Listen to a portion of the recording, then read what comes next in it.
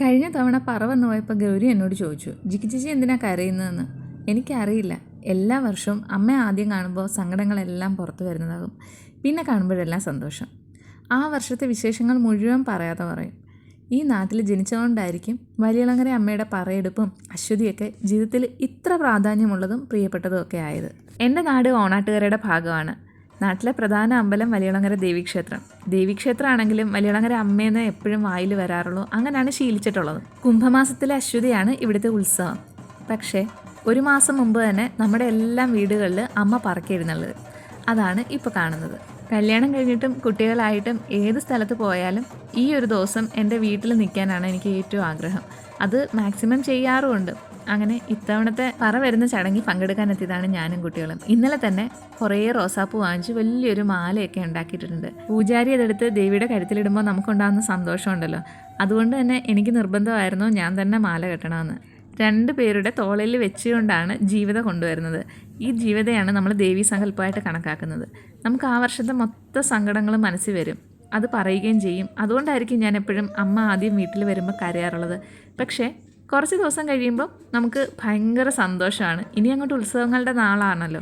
അപ്പോൾ ഞങ്ങൾ പരസ്പരം കാര്യമൊക്കെ പറയാറുണ്ട് കേട്ടോ.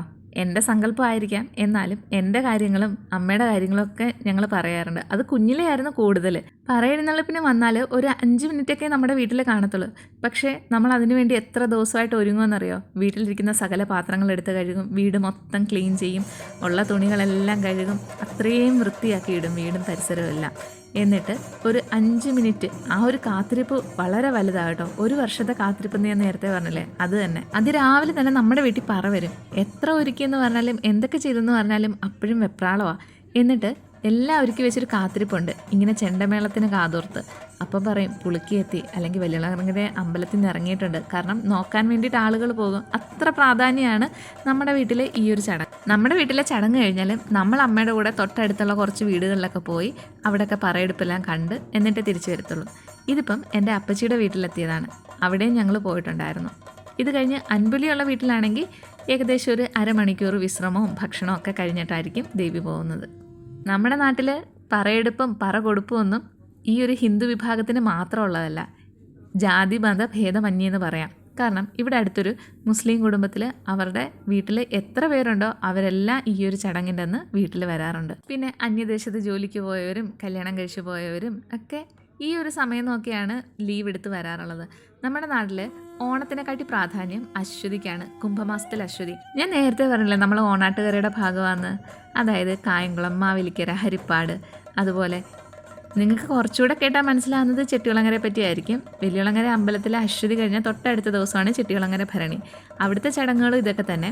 വലിയകുളങ്ങര അമ്മയും ചെട്ടികുളങ്ങര അമ്മയും ചേട്ടത്തി അനിയത്തിയാണെന്നും, പിന്നെ വലിയകുളങ്ങര അമ്മയുടെ അശ്വതിയുടെ തൊട്ട് പിറ്റേ ദിവസം വൈകിട്ട് ചെട്ടികുളങ്ങര ഭരണി കാണാൻ പോകുന്നതുകൊണ്ട് വൈകിട്ട് അമ്പലം തുറക്കാറില്ല. ഇങ്ങനെയൊക്കെ ഉണ്ട് ചടങ്ങുകൾ. പിന്നെ ഒരു പ്രധാന കാര്യം പറയാൻ മറന്നുപോയി.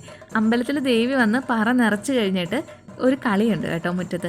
അതായത് ഈ ജീവിതം എടുത്ത് വെച്ചിട്ട് തിരുമേനിമാർ കളിക്കും. അപ്പോൾ നമ്മൾ അമ്മയുടെ മുഖത്തോട്ടായിരിക്കും നോക്കുന്നത്. അപ്പോൾ നമ്മളോട് കാര്യം പറയുന്നതായിട്ടും പോകാൻ നേരത്ത് നമുക്ക് ടാറ്റ തന്നിട്ട് വരാണ് പോകുന്നത്. അതൊക്കെയാണ് ഞങ്ങളുടെ ഒരു പറയെഴുന്നള്ളിപ്പും വിശേഷങ്ങളും ഒക്കെ. അപ്പോൾ ബൈ.